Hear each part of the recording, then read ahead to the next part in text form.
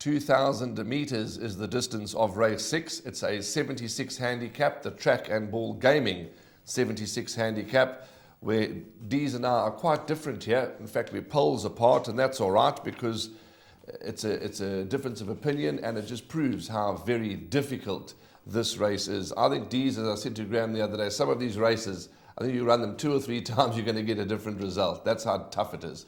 Especially the handicaps, in the maiden plates and the condition plate races, you can basically try and narrow down your selections, and you more often than not you'll get it right. But in the handicaps, the way the merit rating system works, and horses falling down in the ratings, others going up, weight differentials meeting each other on different terms, so it is tough, and this is certainly one of them. Let's give our viewers the numbers. You've gone 8, 11, 3 and 2. You've rode in with Donetto. I've gone 9, 3, 4, 8. I'm going with Lightning Parkador. But your numbers, 8, 11, 3, 2. Let's talk about Donetto, Mark Dixon's horse. I don't see a problem with the distance. I was impressed with his run 3 starts back when he ran 4th behind Bayview Express over 19.50. Having watched the replay of his last start a few times, he was passing the stragglers at the business end of the race over 1,600 meters behind Quinte. And I think this 2,000 meters on the poly track is going to suit him nicely. So that's going to be the value in the race. Of course, this show being recorded, but opened up at around 14 to 1. 11 is Velvet Season, Andre Nell's runner. A one-time winner, but the form is solid. 12 places, 1 win from 14 runs.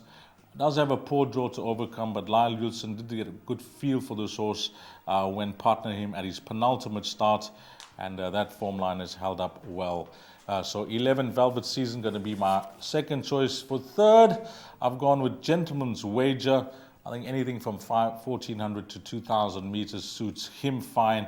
He's a 3-time winner, and there's lots to like about him with Anton Marcus up. No stranger to the poly track. I can still recall how he pulverized the opposition when he did win on the poly track during last season. So number 3, Gentleman's Wager, must in all bets. And then my fourth choice is horse number 2, and that's Roy Psycho. Gavin Larena gets the ride. And Roy Psycho, very versatile individual. The way he races, he can go to the front. He can come from off the pace as he did last time out with Lyle, but that good draw is certainly not going to be wasted. But I think the value could be Mark Dixon's horse, Donetto, number 8. And I've got a feeling that I could be talking out of turn. I haven't spoken to Mark, but they could be a bit disappointed with this horse, Donetto, because I think he was highly rated early on in his career. But he's always been there and thereabouts. And one of these days, Mark's going to get his finger on the right button here, and this horse is going to bounce right back. So you say odds of 14 to 1 at the time of recording. You could be onto something here. Well, it's all about getting a horse's confidence back. He hasn't been worst out the maidens. He's been there or thereabouts. But against this type of field, I can see him being highly competitive.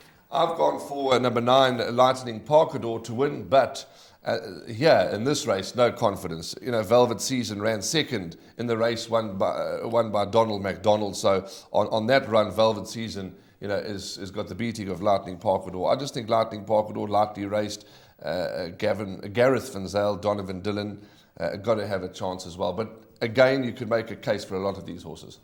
I agree. I think this is the leg where you're going to have to take a stance, and this is where the big money is won or lost.